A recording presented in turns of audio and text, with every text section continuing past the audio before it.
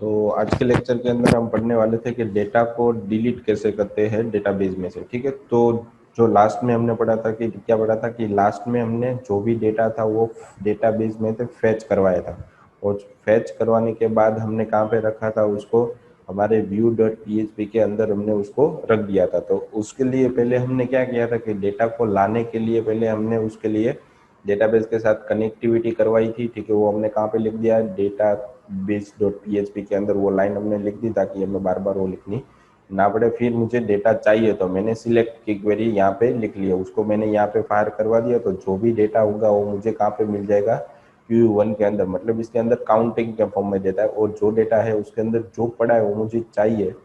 ठीक है, उसको मुझे रखना पड़ेगा फैच एरे के अंदर।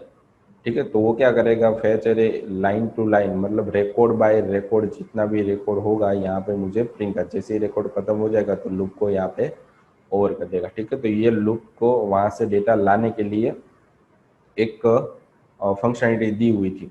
तो अब मुझे क्या करना है कि जो भी डेटा मेरे पास है उसको मुझे डिलीट करना है। कहाँ से, मतलब सारा डेटा नहीं, जो मुझे डेटा नहीं चाहिए, समझे कि ये डेटा मुझे नहीं चाहिए, तो यहाँ पे जैसे मैं क्लिक करूंगा तो ये डेटा डेटाबेस में से और यहाँ से भी डिलीट हो जाना चाहिए। तो ये चीज़ मुझे बनानी थी। तो यहाँ पे क्या करना है कि हर एक रो के बाजू में आपको क्या लिखना पड़ेगा, एक डिलीट नाम का कमांड लिखना पड़ेगा। जिस डिलीट पे आप क्लिक करोगे वो डेटा डेटाबेस में से परमानेंटली डिलीट हो जाएगा। ठीक है, तो आपको क्या बनानी पड़ेगी, एक और नई कॉलम, जैसे आपके पास स्टूडेंट आईडी नेम और फोन है वैसे ही आपको क्या बनाना पड़ेगा, एक नई कॉलम बनानी पड़ेगी। तो उस कॉलम को बनाने के लिए आपको क्या करना पड़ेगा, ठीक है, हम अपने उसको बनाने के लिए हम अपने कोडिंग के अंदर जाते हैं। तो पहले मुझे हेडिंग के अंदर भी एक कॉलम बनानी पड़ेगी, और हमने जो लूप चलाई है उसके अंदर भी एक नई कॉलम ऐड करनी पड़ेगी। तो यहाँ पे मैं कॉलम के अंदर क्या ऐड कर रहा हूँ, एक नई कॉलम टी, और उसके अंदर मैं यहाँ पे एक्शन दे रहा हूँ। आपको यहाँ पे जो भी नाम देना वो दे सकते हैं, आप यहाँ पे डिलीट भी दे सकते हो। ठीक है, तो जैसे मैं इसको सेव करता हूँ और अपने कोडिंग में जा रहा हूँ तो वापस मुझे एक कॉलम यहाँ पे दिखाई देगा। देखा, वो सिर्फ एक ही बार थी क्योंकि ये इसको मैंने लूप के अंदर रखा नहीं है। ठीक है, अब मुझे क्या करना है कि जितनी भी मेरे पास लूप है, जो जितना भी डेटा हम ऐड कर रहे हैं, तो उसके अंदर भी ऑटोमेटिकली यहाँ पे एक लिंक आ जानी चाहिए। जिस पे मैं क्लिक करूंगा तो वो डेटा परमानेंटली हमारे डेटाबेस में से डिलीट हो जाएगा। ठीक है, तो उसके लिए मुझे क्या करना पड़ेगा कि जो हमारी लूप चल रही है उसके अंदर भी मुझे एक कॉलम यहाँ पे ऐड करनी होगी। तो मैं यहाँ पे क्या कर रहा हूँ, एक नई कॉलम ले रहा हूँ टी करके, और उसके अंदर सिर्फ लिख रहा हूँ डिलीट, और कुछ नहीं कर रहा हूँ। इसके अंदर किसी भी तरीके का एक्शन परफॉर्म नहीं हो रहा। ठीक है, तो जैसे मैं इसको रिफ्रेश करूंगा तो हर एक रो के अंदर एक डिलीट नाम का वर्ड आ गया होगा। ठीक है, इस पे आप क्लिक करोगे तो कुछ होगा नहीं। ठीक है, अब मुझे जिस पे क्लिक करूंगा तो ये एक्शन परफॉर्म करवाना था कि जिस पे मैं क्लिक करूंगा तो डिलीट होगा तो सही, पर किससे, किसके हिसाब से होगा। ठीक है, तो यहाँ पे देखो हर्ष नाम है तो हर्ष नेम के अंदर ये डुप्लीकेट आ सकता है, फोन नंबर भी डुप्लीकेट आ सकता है। तो मैंने आपको बताया कि जैसे ही आपका नंबर मैच होता है तो जिसने रिकॉर्ड के अंदर, मतलब जब भी आप कोई भी डेटा पास करवाते हो तो हर एक रिकॉर्ड के साथ फोन नंबर के अंदर जितना भी रिकॉर्ड था उसके साथ वो चेक करवाता है। अगर आपने फोन नंबर डुप्लीकेट डाला है, मतलब 3 से 4 फोन नंबर सेम है, तो आपका डेटा एक साथ तीनों के तीनों डेटा को डिलीट कर देगा। मतलब फोन नंबर से आप डिलीट कभी करवा नहीं सकते। अगर आपने जब भी डेटा डाला है तो आपका फोन नंबर यूनिक होगा, मतलब जब भी आपने प्रोसेस करवाई तो वो ये प्रोसेस यूनिक होनी चाहिए, तो आप यहाँ से फोन नंबर के बेस पे डिलीट करवा सकते हो। ठीक है, और दूसरी चीज ये है कि नेम से तो हम कर ही नहीं सकते क्योंकि नेम कभी भी डुप्लीकेट यहाँ पे आ सकता है, तो एक साथ वो सारे रिकॉर्ड यहाँ से डिलीट कर सकता है जितने भी सेम हो रहे नेम वो। ठीक है, तो एक बचा क्या हमारे पास, स्टूडेंट आईडी। तो स्टूडेंट आईडी हमने यहाँ पे क्या दिया हुआ है, प्राइमरी, मतलब इसके अंदर कभी भी डुप्लीकेट आएगा नहीं, फ्यूचर में भी आने वाला नहीं है। अगर आपने किसी भी तरीके के डेटा को यहाँ से डिलीट कर दिया बीच में से तो भी वो नया रिकॉर्ड नई की के आधार पे ही रखेगा, कभी भी पुराना रिकॉर्ड वो रिपीट करता नहीं है। तो जब भी आप डिलीट करोगे तो किसके बेस पे करना है आपको, ऑलवेज उसकी आईडी पे बेस पे करना है आपको डिलीट। तो जब भी आप यहाँ पे डिलीट पे क्लिक करते हो तो आपको क्या पास करवाना है, उसके साथ उसकी आईडी पास करवानी। तो इसके अंदर एक नया कॉन्सेप्ट है, जब भी आप यहाँ से डेटा पास करवाते हो या पोस्ट करते हो तो आपका डेटा क्या होता है, एक तरीके से एरे के फॉर्म में पास डेटा पास हो जाता है। अब मुझे क्या करना है कि जब भी मैं जिस भी लिंक पे क्लिक कर रहा हूँ तो उसका डेटा भी पास होना चाहिए, पर मुझे किस फॉर्म में मिलना चाहिए, गेट फॉर्म में। मतलब हमें एक क्वेरी स्ट्रिंग बनानी है, मतलब मुझे क्वेरी लगाने के लिए उसके अंदर स्ट्रिंग के फॉर्मेट में डेटा पास करवाना पड़ेगा, ठीक है। तो उसका नाम उन लोगों ने क्वेरी स्ट्रिंग दिया, और जब भी डेटा यहाँ से डिलीट हो जाएगा तो वापस मुझे यही पेज चाहिए। मतलब डेटा डिलीट तो हो गया है, पर 4 नंबर समथिंग, ये 4 नंबर की आईडी है, मैंने डिलीट कर दी, तो वापस मुझे को तो कितने डेटा मिलने चाहिए, 1 2 3 5 6 7 8, 4 नंबर का रिकॉर्ड मुझे वापस मिलना चाहिए नहीं। मतलब डिलीट करने के बाद में इसी पेज पे रहना चाहिए मुझे, ठीक है। तो मैं क्या कर रहा हूँ कि जब भी डिलीट पे क्लिक कर रहा हूँ तो मुझे पहले तो इस पेज की लिंक देनी पड़ेगी, क्या लिंक। तो अगर मुझे इस पे क्लिकेबल इवेंट बनाना है तो मैं क्या कर रहा हूँ, इसको एंकर टैग के अंदर रख रहा हूँ। एंकर टैग के अंदर मुझे क्या देना होता है, एचआरईएफ देना होता है, ठीक है। और एंकर टैग को मैंने यहाँ पे क्लोज कर दिया। तो देखना है ये अभी भी जब भी इस पे क्लिक करूंगा तो कुछ एक्शन परफॉर्म करेगा, ठीक है। आगे लिंक, इस पे मैंने क्लिक किया तो देखो हमारा पेज बार बार रिलोड हो रहा है, ठीक है, पर कहाँ पे जा रहा है वो नहीं पता चल रहा है। तो मुझे इसी पेज के अंदर रहना है, तो मैं क्या कर रहा हूँ, इस पेज का नाम view.php कॉपी कर रहा हूँ और इसके अंदर लिख रहा हूँ view.php, क्योंकि डिलीट होने के बाद इसी पेज में चाहिए। उसके बाद आपको बनाना है कि कौन कौन सा डेटा आपको यहाँ से पास करवाना है, ठीक है। तो एंकर लिंक के अंदर मतलब view.php के अंदर आपको कौन कौन सा डेटा पास करवाना है वो आपको कहाँ पे देना पड़ेगा, जब भी आप लिंक पे क्लिक करते हो तो उसके साइड में देना होता है। इस लिंक के अंदर जब आप इस ये लिंक दे रहे हो तो इसके अंदर किसी भी तरीके की कोई भी स्पेस आएगी नहीं, नहीं स्पेस हो गई तो आपको सही से डेटा कभी भी मिलेगा नहीं, ये चीज आपको याद रखनी है। तो डिलीट करने के बाद मैंने पेज का नाम तो दे दिया, अभी इसी पेज में रहना चाहिए। अब कौन से डेटा को पास करवाना है, तो जब भी आप फर्स्ट रिकॉर्ड पास करवाते हो तो हमेशा क्वेश्चन मार्क आता है। क्या आता है, जब भी आप फर्स्ट रिकॉर्ड पास करवाते हो तो क्वेश्चन मार्क आता है। और जब भी हम डेटा पोस्ट करवाते हो तो किस फॉर्म में होता है, की और एरे के फॉर्म में, की और वैल्यू के फॉर्म में होता है, जैसे एरे के अंदर होता है। एरे के अंदर किस तरह होता है कि जो एक की होती है, और एसोसिएटिव एरे के अंदर भी सेम होता है, की और वैल्यू के फॉर्म में जो भी डेटा होता है वही डेटा आपको यहाँ पे एज इट इज पास करवाना, पर एरे नहीं बनाना।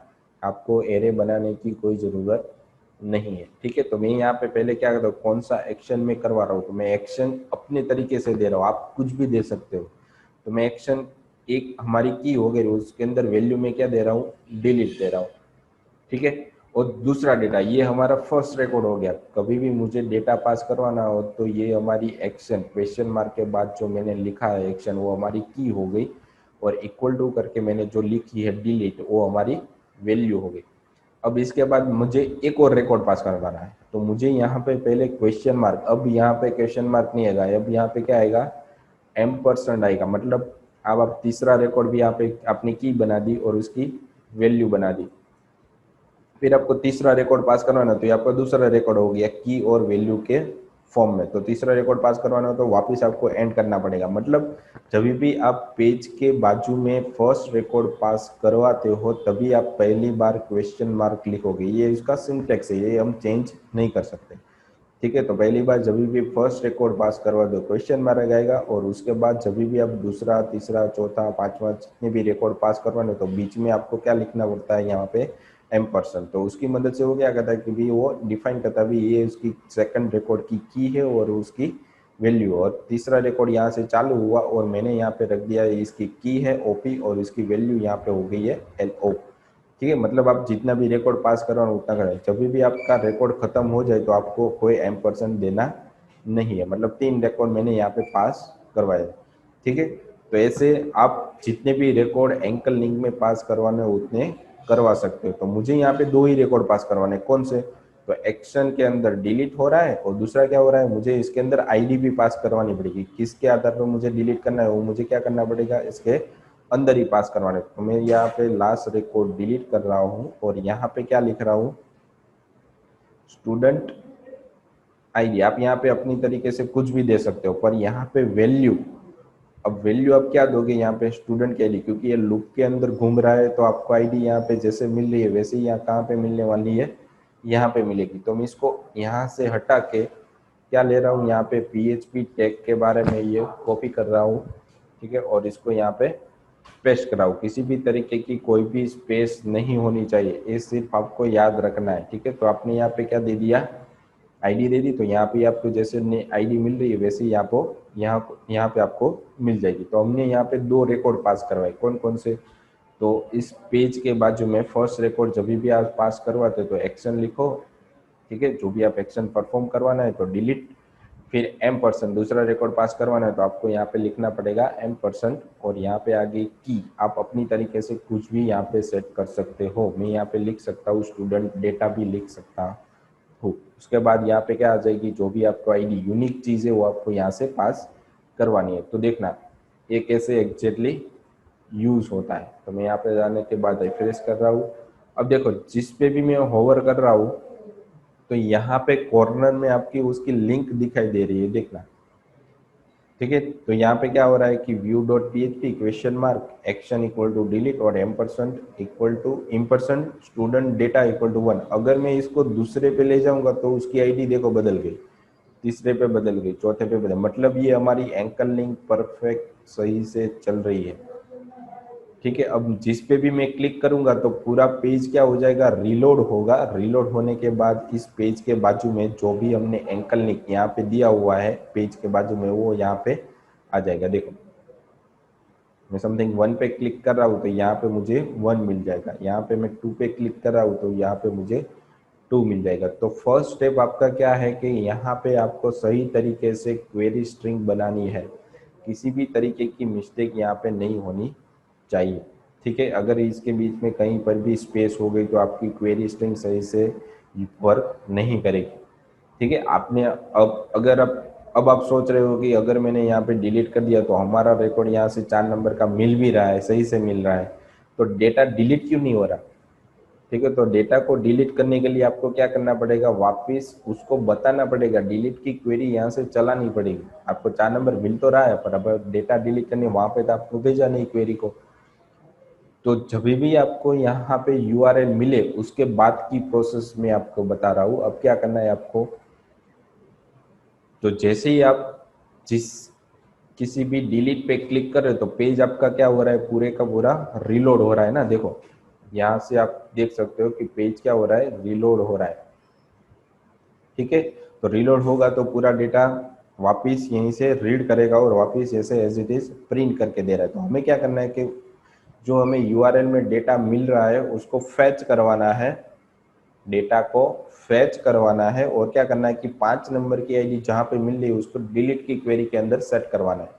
तो मैं क्या करूंगा, एक फंक्शन बना दूंगा। ये चलेगा कब फंक्शन के, जब भी यहाँ पे एक्शन मिलेगा तभी। अगर यहाँ पे कुछ नहीं मिल रहा तो कुछ होने वाला नहीं है, मतलब डिलीट कुछ भी रिकॉर्ड नहीं होगा। अगर मैंने यहाँ पे क्लिक किया है तो ही यहाँ पे यूआरएल बदलेगा, यूआरएल बदलेगा तभी आपको क्या मिलेगा, डेटा मिलेगा, तभी आपकी एक वो फंक्शनलिटी वर्क करेगी। तो मुझे क्या करना पड़ेगा कि डिलीट करने के लिए जो हमारी ये क्वेरी आप हमने चलाई है उसके ऊपर, कहाँ पे, उसके ऊपर ये डेटाबेस के नीचे जो आपने लिंक अटैच करवाई उसके नीचे आपको एक फंक्शन बनाना है, इस सेट,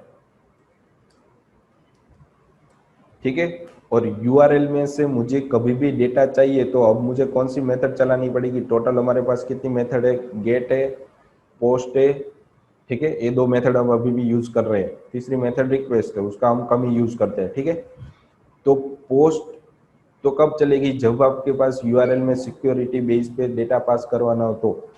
और मुझे यूआरएल में से डेटा चाहिए तो क्या करना पड़ेगा, मुझे वहां से गेट मेथड यूज करनी पड़ेगी। गेट की मदद से यूआरएल में जो डेटा पड़ा हुआ है वो आपको मिल जाएगा एरे के फॉर्म में। इसके बाद जो भी डेटा है वो आपको एरे के फॉर्म में दे देगा। उसमें से आपको क्या चाहिए तो उसकी की बाजू में आपको लिखनी होती है।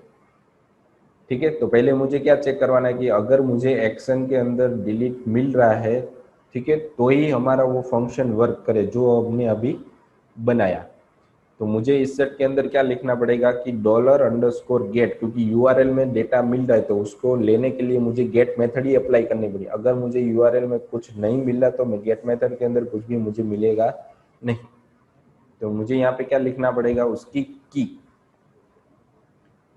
ठीक है, तो मैं आपको पहले बता देता हूँ कि इसको यूज कर सकते हैं। तो मैं फंक्शन नहीं बना रहा हूँ, तो $_get और उसके अंदर किसी भी तरीके की, तो हमने क्या बनाई थी, एक्शन बनाई थी, तो हम यहाँ पे यूज करेंगे एक्शन। एक्शंस है या एक्शन है वो भी आपको देखना है। यहाँ पे क्या लिखा है, सिर्फ एक्शन लिखा है। तो जैसे ही रिफ्रेश करूंगा, ठीक है, तो मैंने वहाँ पे सेव नहीं किया, तो पहले उस फाइल को हम सेव कर लेते हैं। तो यहाँ पे क्या लिखा है, मैंने गेट के अंदर एक्शन लिखा है ना, तो मुझे देखना उसके अंदर जो भी वैल्यू पड़ी होगी वो मुझे मिलेगी। देखो यहाँ पे क्या मिला मुझे, डिलीट, क्योंकि मैंने उसके अंदर क्या पास करवाया था, डिलीट ऊपर लिखा है, वैसे ही सेम एज इट इज यहाँ पे हमने लिखा है, इस ये की हो गई और ये हमारी वैल्यू हो गई। तो हर बार वैल्यू हमें सेम ही मिलने वाली है। तो मैं अब क्या लिखता हूँ वहाँ पे, स्टूडेंट डेटा। तो अब देखना यहाँ पे मैं लिख देता हूँ स्टूडेंट डेटा, मतलब यूआरएल में से कभी भी मुझे डेटा चाहिए तो किस फॉर्म में मिलेगा, गेट के अंदर मुझे उसकी की लिखनी पड़ेगी। की लिखूंगा तो वैल्यू अपने आप उसमें अंदर से फैच होके आ जाएगी। देखो यहाँ पे 2 आ गया, जैसे मैं इस पे क्लिक करूंगा तो 3 हो जाएगा। यहाँ पे 4, 5, 6, 7, तो जो भी डेटा पे क्लिक कर रहा वो डेटा मेरा मुझे वहां पे ऊपर मिल रहा है। किस वजह से यहाँ पे मिल रहा है, इसलिए। अब देखना मुझे यहाँ पे किसी भी तरीके की यूआरएल नहीं मिल रही है, यूआरएल में से डेटा नहीं मिल रहा, तो आपको वहां पे की भी नहीं मिलेगी। क्या नहीं मिलेगी, यहाँ पे की भी मिलने वाली नहीं है। तो आपको क्या दे देगा, यहाँ पे एक वन टाइप ऑफ एरर दे देगा। क्या दे देगा, एरर। इसीलिए हमने इसको इफ कंडीशन के अंदर रखा है। अगर मिलेगा तो चलेगा, नहीं मिलेगा तो नहीं चलेगा, ठीक है। यहाँ पे हम इसको सेव कर देते हैं इको के अंदर। अभी भी हमें यहाँ पे रिकॉर्ड मिल रहा है, देखो। तो मैं इसको यहाँ से हटा रहा हूँ। अब देखना मुझे एरर दिखाना चालू हो जाएगा, अनडिफाइंड इंडेक्स स्टूडेंट डेटा। क्यों, जब भी हम रिफ्रेश करते हैं तो यूआरएल में तो कुछ था नहीं, तो यहाँ पे उसे कुछ मिलने वाला है नहीं है, ठीक है। तो यहाँ पे क्या दे देगा, वन टाइप ऑफ एक एरर दे देगा।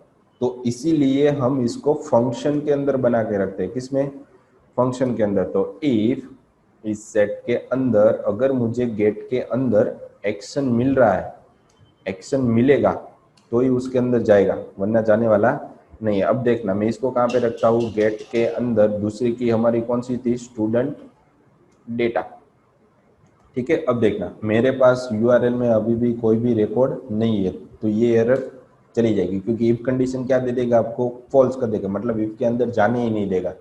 अंदर जाने नहीं देगा तो वहां पे आपको वैल्यू मिलने वाली भी नहीं है वैसे भी, ठीक है। तो बाहर ही आ जाएगा, तो आपको एरर दिखाएगा नहीं।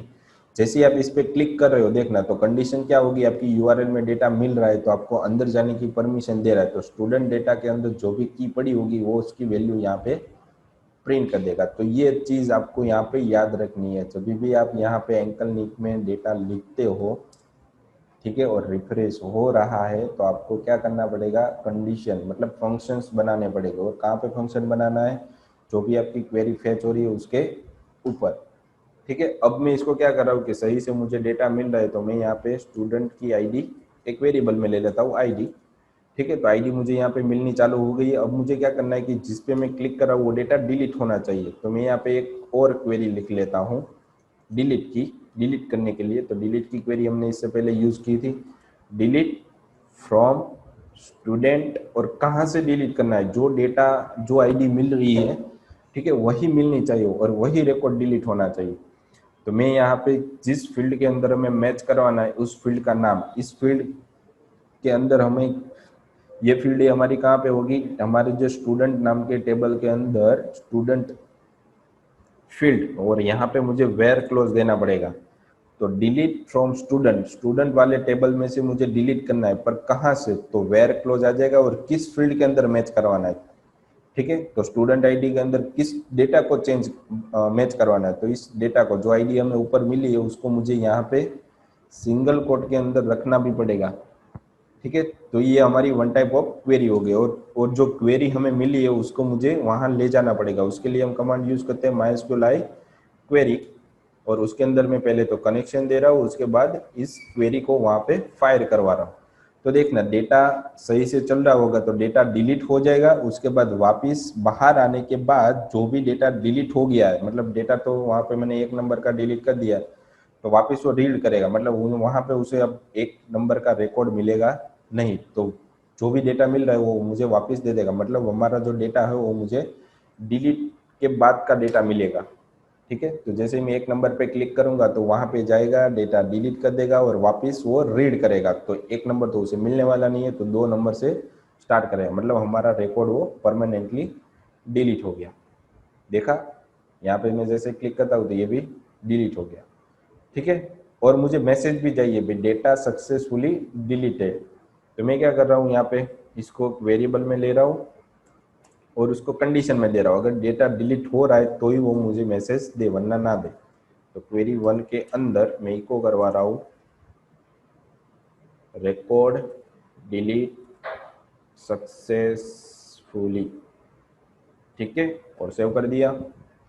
सेव करने के बाद रिफ्रेश करो।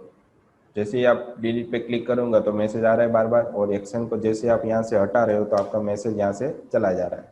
ठीक है, तो इस पे जैसे मैं क्लिक करूंगा तो वापस रिकॉर्ड डिलीटेड सक्सेसफुली। तो डेटाबेस में से परमानेंटली हमारा रिकॉर्ड है वो डिलीट भी हो रहा है। तो आपको उसको देखना है तो प्रैक्टिस में जाओ और यहाँ पे स्टूडेंट पे क्लिक करो, तो यहाँ पे आपके पास 3 या 4 रिकॉर्ड ही पड़े होंगे। ठीक है, तो यहाँ पे जितने भी हैं, जैसे ही आप लास्ट रिकॉर्ड डिलीट करते हो तो यहाँ पे जाने के बाद आपको रिफ्रेश करना पड़ता है, तभी आपका डेटा डिलीट हुआ है कि नहीं वो आपको दिखाएगा।